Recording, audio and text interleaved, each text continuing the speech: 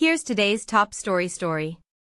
Tensor G6 will have one milestone over Apple's A20 Pro when it's announced next month, but Google will likely end up disappointing.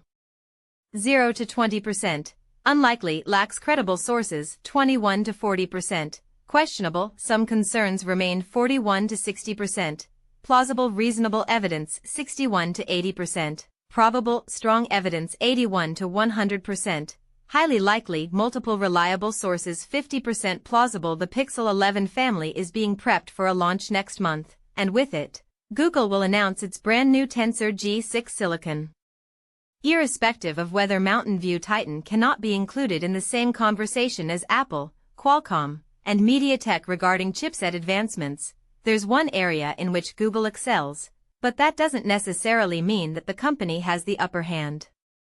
Pixel 11's Tensor G6 to be TSMC's first 2nm chipset, obtaining a 1-month lead over Apple's A20 Pro while Apple, Qualcomm, and MediaTek will be busy unveiling their chipsets in September.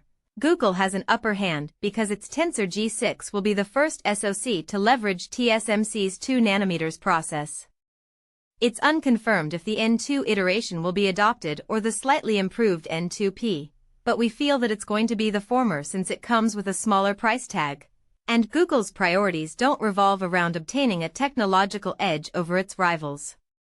Thankfully, in the lithography space, Google isn't taking a back seat with the Tensor G6, with TSMC's 2nm process ensuring better performance and efficiency for the Pixel 11, but by how much? Well, that's the disappointing bit, because the Tensor G5 also had bragging rights of becoming the first 3nm N3P SoC, but failed to capitalize on the architecture as it was slower than the competition by a couple of generations.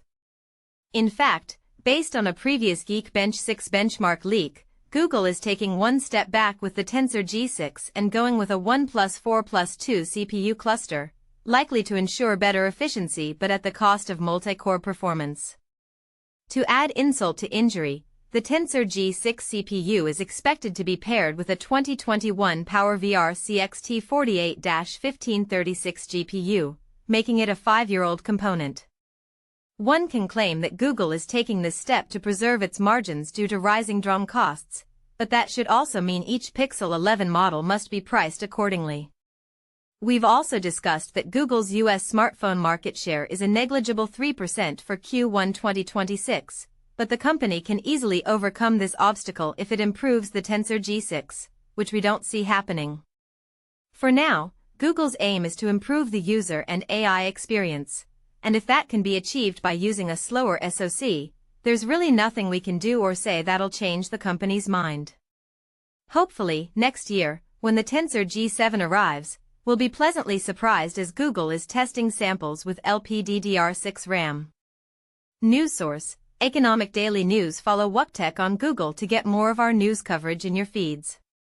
That's it for today. Don't forget to like and subscribe.